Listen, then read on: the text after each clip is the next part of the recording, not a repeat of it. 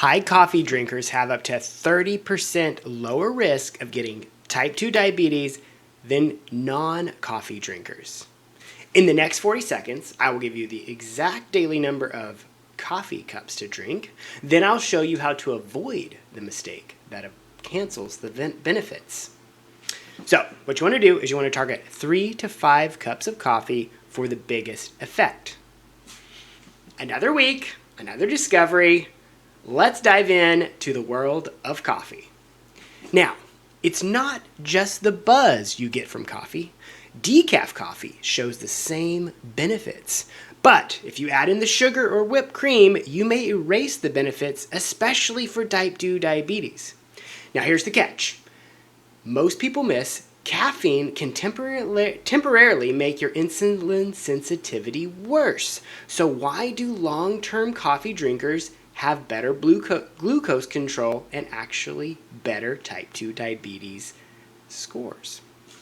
Type 2 diabetes is actually driven by insulin resistance and chronic low-grade inflammation. Coffee is a matrix of polyphenols. It includes things like chlorogenic acids, some D-terpenes, and of course caffeine. Now, large cohort studies keep finding the same pattern in the data though. More habitual coffee, lower diabetes risk. Now, that's not the only benefits that we see. If we take a look at coffee and the impact to liver, 2 extra cups of coffee per day are linked to about a 44% lower risk of psoriasis. Cancer actually has some benefits as well. The strongest signals are in liver and endometrial cancer, about 10% lower liver cancer risk per cup, and about 7% lower endometrial cancer risk per cup. It goes up with the more coffee you drink. Heart health is a little bit of a mixed bag because coffee contains those D-terpenes, which actually can raise your LDL. But if you filter that out, they're finding good outcomes for your heart if you're still drinking those 3 to 5 cups a day. So make sure you use the paper filters to avoid the LDL downsides and get the benefits to your heart. Now, a meta-analysis of over 30 prospective studies found that 5 cups a day was linked to roughly 30% lower risk of type 2 diabetes. That is where coffee has its biggest win. An extra daily cup was tied to about 6 to 7% lower risk, showing that there is a steady dose-dependent response. So the bigger the dose, the bigger the benefit. You think it might be tied to the caffeine, but decaf actually mirrors the signals as well. So not quite as impactful, about 6% lower risk per cup for decaf versus the 7% for regular. But it points to the compounds in the coffee, those polyphenols, not just the caffeine, for the benefits. Okay, but now here's the paradox. In short-term lab tests, a caffeine dose can reduce insulin sensitivity by about 15%. That doesn't add up when you're trying to improve your type 2 diabetes. However, over the years, the rest of the coffee matrix seems to win. The chlorogenic acids and the related metabolites, the polyphenols, seem to actually improve glucose handling and lower inflammation in the body.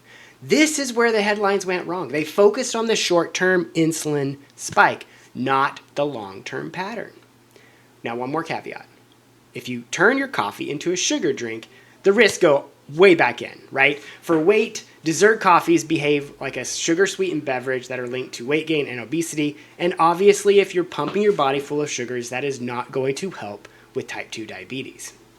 So, what do we do? Here are 3 rules to follow for maximum impact. Rule number 1, aim for 3 to 5 cups a day if you can tolerate it.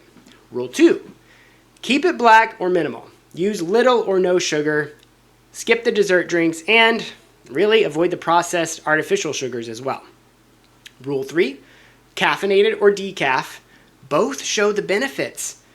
Pick the one you need, if it's in the morning or if it's at night, go decaf.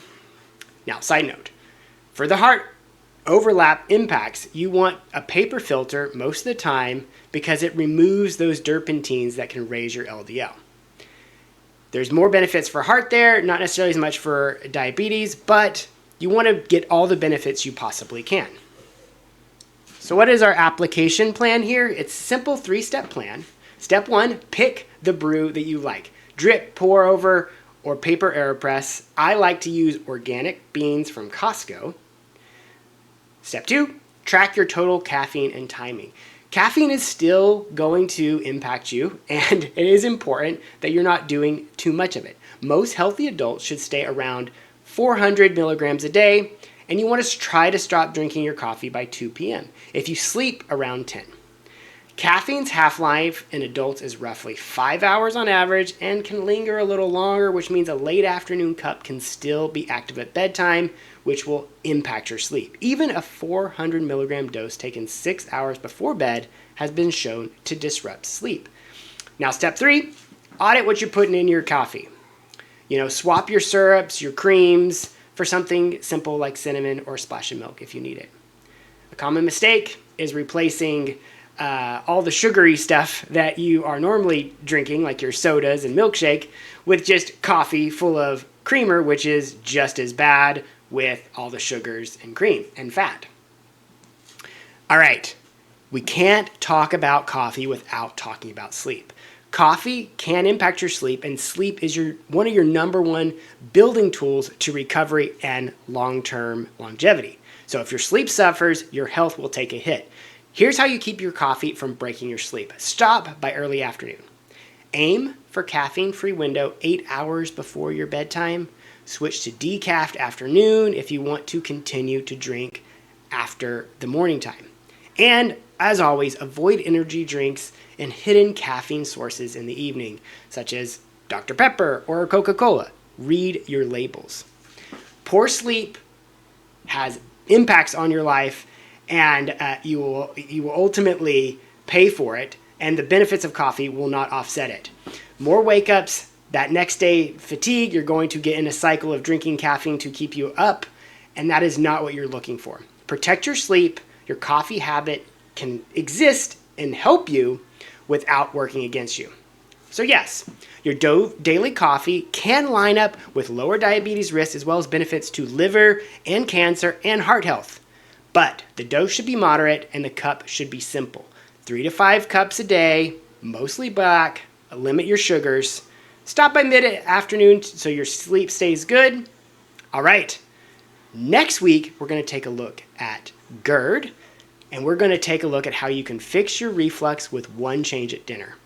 Like, subscribe, and comment, and I will see you then.